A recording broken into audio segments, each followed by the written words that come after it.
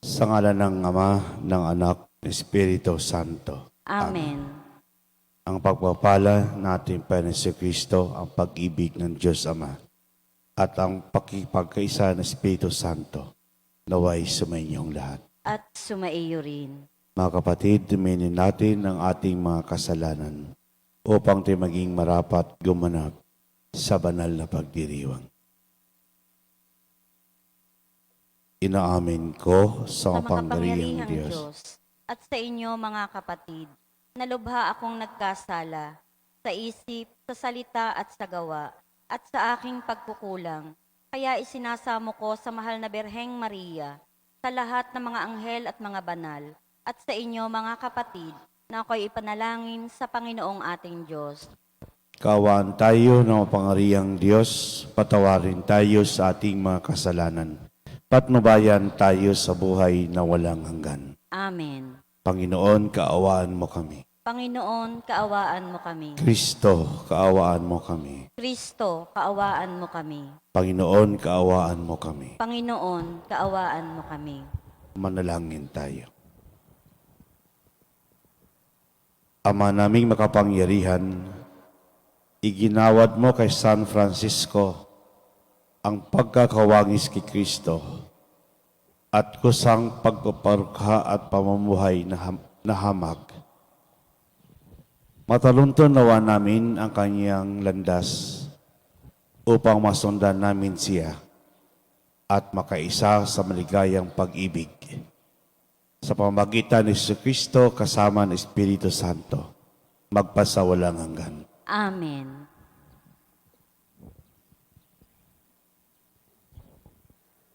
Pagbasa mula sa sulat ni Apostol San Pablo sa mga taga-Galasya. Mga kapatid, hindi kaila sa inyo kung paano ako namuhay bilang masugid na kaanib ng Hudaismo. Buong lupit kong inusig ang simbahan ng Diyos at sinikap na ito'y wasakin. Naging mas masugid ako sa relihiyong ito kaysa maraming Hudiyong kasigulang ko, at malaki ang aking malasakit sa mga kaugalian ng aming mga ninuno. Ngunit dahil sa kagandahang loob ng Diyos, hinirang niya ako bago pa ipanganak at tinawag upang maging lingkod niya.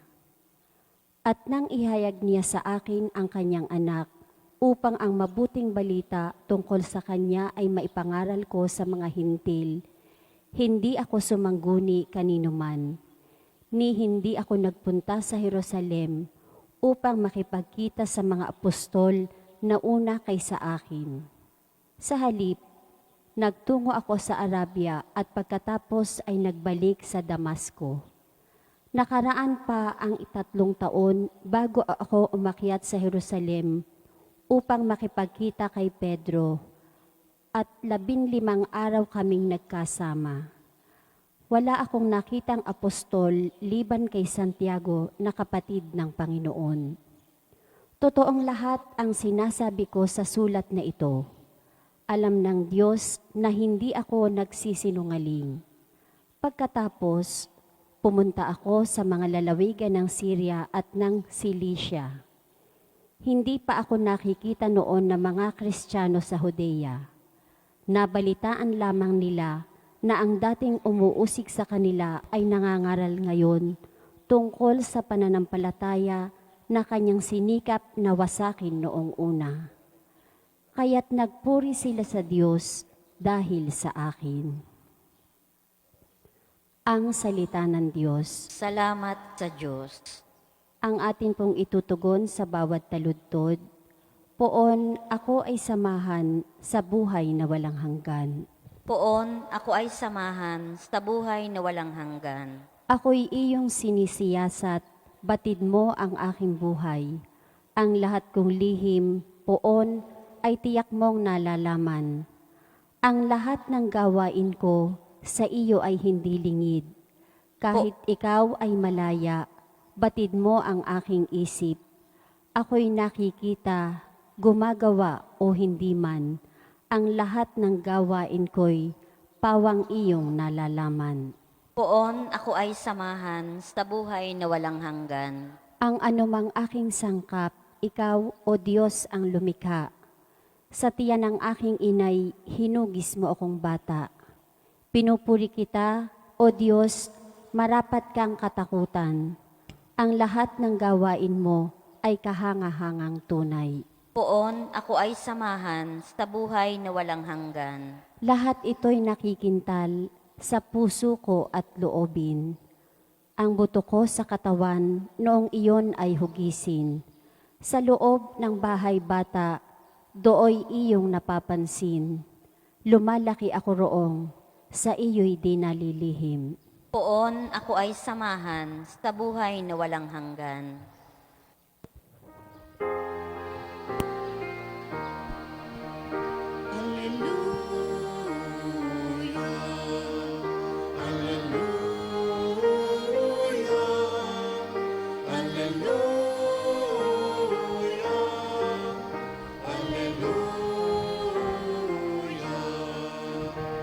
Mapalad ang sumusunod sa salitang buhat sa Diyos at namumuhay ng angkong. Alleluia, Alleluia, Alleluia,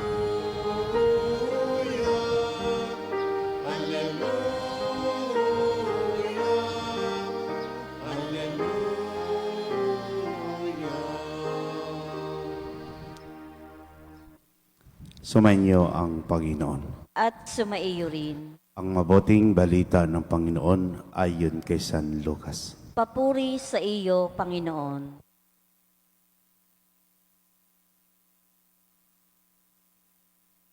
Noong panahon iyon, pumasok si Jesus sa isang nayon. Malugod siyang tinanggap ng isang babaeng nangangalang Marta sa tahanan nito. At ang babaeng ito may isang kapatid na Maria ang pangalan. Naupo ito sa paanan ng Panginoon at nakinig sa kanyang itinuturo. Alalang-alala si Marta sapagkat kulang ang kanyang katawan sa paghahanda. Kaya't lumapit siya kay Jesus at ang wika, Panginoon, sabihin niyo po ninyo sa kapatid kong tulungan naman ako. Ngunit sinagot siya ng Panginoon, Marta, Marta, naliligalig ka at abalang-abala sa maraming bagay. Ngunit isa lamang ang talagang kailangan. Pinili ni Maria ang lalong mabuti at ito'y hindi aalisin sa kanya. Ang mabuting balita ng Panginoon. Pinupuri ka namin, Panginoong Hesukristo. Magandang umaga po sa lahat. Hospitality, sisterhood, and prayer. Both believing and treasuring the friendship of Jesus. Si Marta po at si Maria ay magkakapatid. Sa ating pong mabuting balita, sabi po ni Marta kay Jesus, Lord, tell my sister to work like me. Lord, tell my sister to act like me. Nawala po sa focus si Marta. Napagod lamang si Marta. Kaya ang dami niya pong reklamo sa buhay. Ang dami niya pong sinasabi sa buhay. Alam niyo po, mga kapatid, when we work and we offer our work to God, our work becomes meaningful and salvific. And this is now the new meaning of work for the greater glory of God. Hindi po madali ang ginawa ni Marta, ni Maria. Akala ni Marta madali lamang yung ginawa ng kanyang kapatid. Hindi po madali ang umupo at makinig sa harapan ng Diyos. Makapangyarihan ang kanyang salita at kaya kanyang baguhin. True discipleship is inability to sit down and listen in front of the Lord. What Mary did was to develop her love and friendship with the Lord. The first duty of love is to listen. Itinaas po ni Maria hindi lang ang gawa kundi kasama ang dasal. It is good thing to serve the Lord. But God does not only demand action from us. He asks us to develop love and friendship through prayer. Kinalugdan po ng Diyos ang ginawa ni Marta. Mas lalong kinalulugdan ng Diyos ang ginawa ni Maria. Dahil sa oras na iyon, ang hiningi ng Diyos ay hindi maghanda ng pagkain, maglinis ng bahay. Sa oras na iyon, ang hiningi ng Diyos, ikay umupo at makinig sa salita ng Diyos. Jesus never blamed anyone, not even Martha. But He reminds us that there's always a bitter portion, and that is to sit down and listen in front of the Lord. Amen.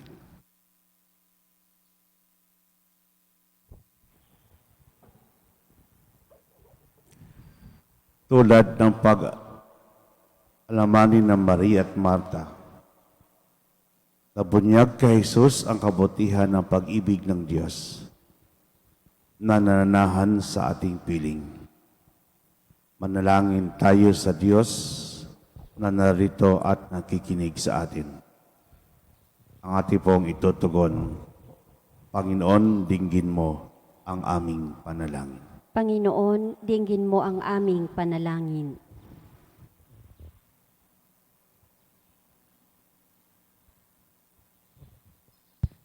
Ang simbahan sa buong daigdig naway maging bukas sa tahanan para sa lahat ng maliliit nating mga kapatid. Manalangin tayo sa Panginoon. Panginoon, dinggin mo ang aming panalangin. Ang mga labis na abala sa mga bagay sa mundong ito na kumukupas, naway magkaroon ng pagpapahalaga sa pakikinig sa salita ng Diyos.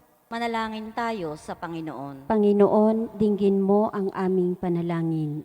Katulad ni Maria, naway piliin natin ang higit na mahalaga at tanggapin si Jesus sa ating puso at buhay. Manalangin tayo sa Panginoon. Panginoon, dinggin mo ang aming panalangin. Ang mga may sakit at naghihingalo, naway tumingin kay Kristo sa oras ng kanilang paghihirap. Manalangin tayo sa Panginoon. Panginoon, dinggin mo ang aming panalangin. Ang mga yumao, naway manahan sa tahanan ng Diyos magpakailanman. Manalangin tayo sa Panginoon. Panginoon, dinggin mo ang aming panalangin.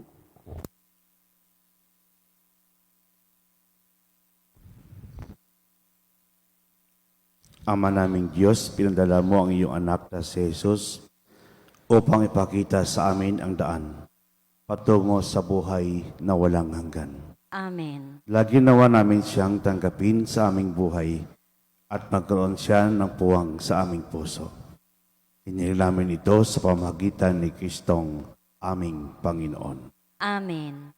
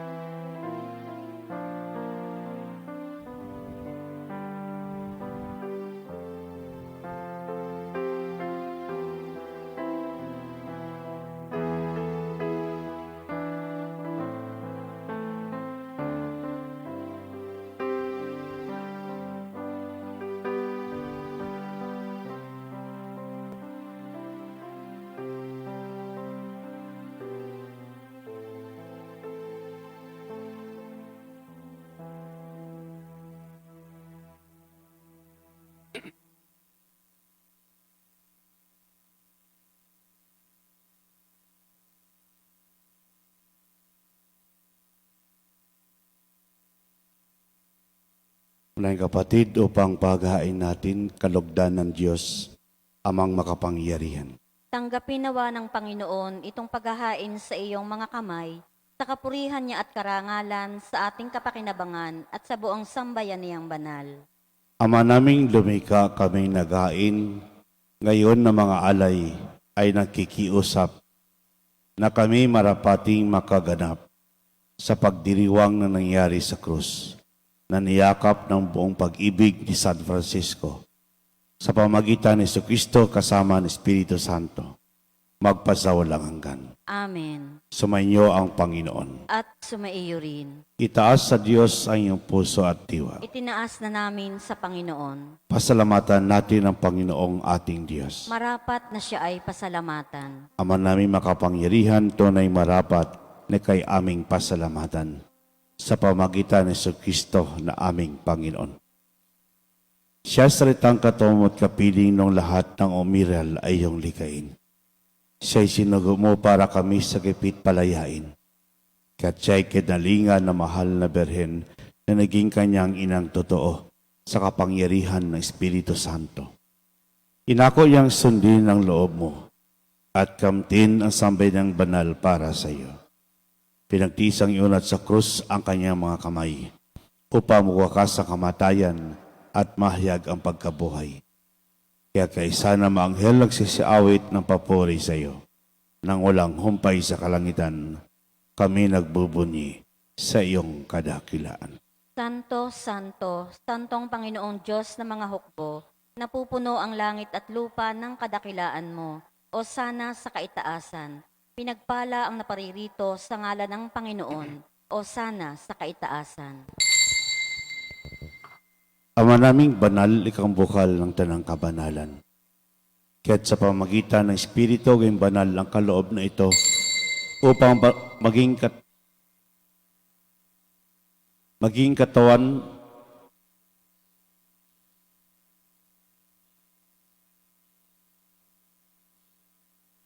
katawan at dugo ng aming Panginoong Hesukristo. Bago pinagtisang kusang loob na maging handog, hinawakan niyang tinapay, pinasalamatan kaniya. Pinaghati-hati niyon inabot sa kanyang maalagad at sinabi, tanggapin niyong lahat ito at kanin. Ito ang aking katawan na ihandog para sa inyo.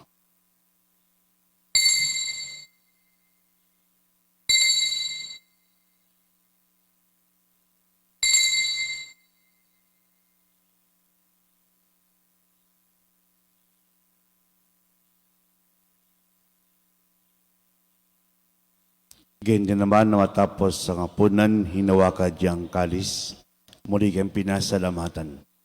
Inabot diyang kalis sa kanyang maalagad at sinabi, tanggaping lahat ito at inumin. Ito ang kalis ng aking dugo, ng bagot tulang hanggang tipan. Ang aking dugo ay ibubuhos para sa inyo at para sa lahat, sa ipagpapatawad ng mga kasalanan. Gawin ito sa pag-alaala sa akin.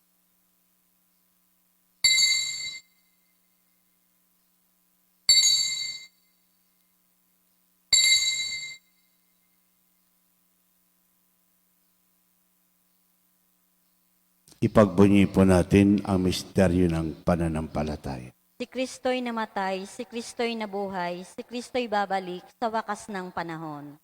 Ama, ginagawa namin ngayon pag-aalala sa pagkamatay at muling pagkabuhay na iyong anak. Kaya tinaalay namin sa iyo ang tinapay nagbibigay buhay at ang kalis nagkakalob ng kaligtasan. Kami nagpapasalamat dahil kami yung minarapat na tumayo sa harap mo para maglingkod sa iyo. Isinasama namin kami magsalo-salo sa katawan at dugo ni Kristo ay mabuklod sa pagkakaisa sa pamagitan ng Espiritu Santo. Amaling nga po mo simbahang laganap sa buong daigdig. Puspusin mo kami sa pag-ibig kaisa ni Francisco na Papa, ni Gilbert naming Obispo at ng Tanang Kaparian. Alalahalin mo rin kapatid naming naimlay na may pag-asang sila'y muling mabubuhay. Gayon din lahat ng mga pumanaw. Kawaan mo sila at patuloyin sa iyong kaliwanagan. Kawaan mo padapating kami lahat makasalo sa iyong buhay na walang wakas. Kaysa naman na Birhing Maria, Ina ng Diyos. Kaysa na mga apostol at lahat ng mabanal na namuhay dito sa daigdig ng kalugod-lugod sa iyo. Ipagdiwang nawa namin ang pagpupuri si kararangal mo sa pamagitan ng iyong anak na aming Panginoong Kristo. Sa pamagitan ni Kristo, kasama niya at sa Kanya, ang lahat ng parangal at papuri sa iyo. Diyos sa makapangyarihan, kasama ng Espiritu Santo, magpasawalang hanggan.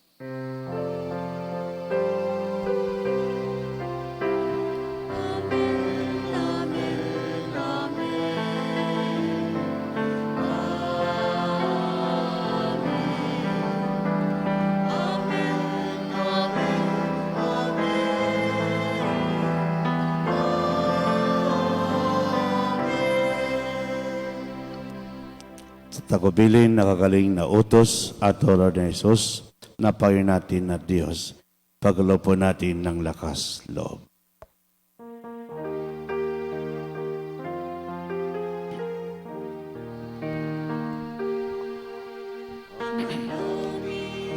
Sumasalangit ka, sambahin ang ngalan mo. Mapasa amin ang kaharian mo. Sundin ang loob mo dito sa lupa para nang sa langit. Bigyan mo kami ngayon ng aming kakanin sa araw-araw.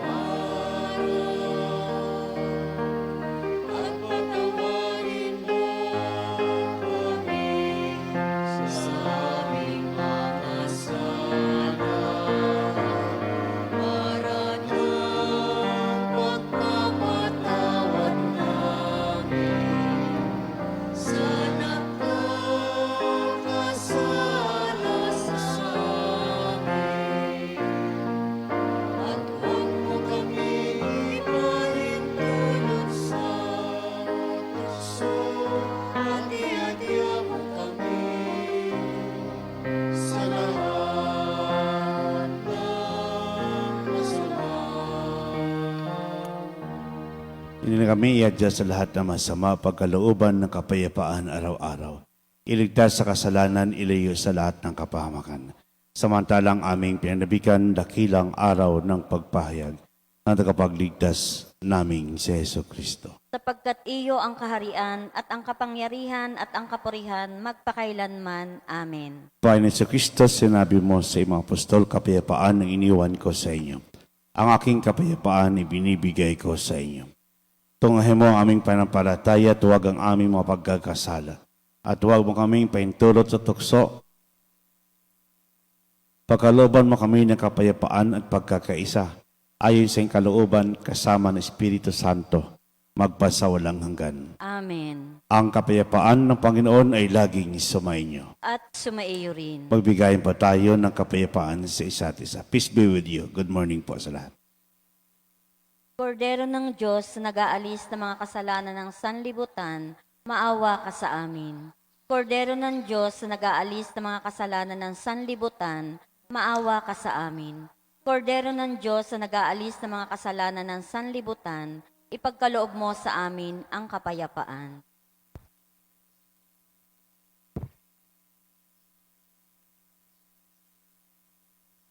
Mga kapatid, ito ang kordero ng Diyos. Ito nag-aalis ng mga kasalanan ng sanlibutan. Mapalad mga inihan sa kanyang piging. Panginoon, hindi ako karapat-dapat na magpatuloy sa iyo, ngunit sa isang salita mo lamang ay gagaling na ako.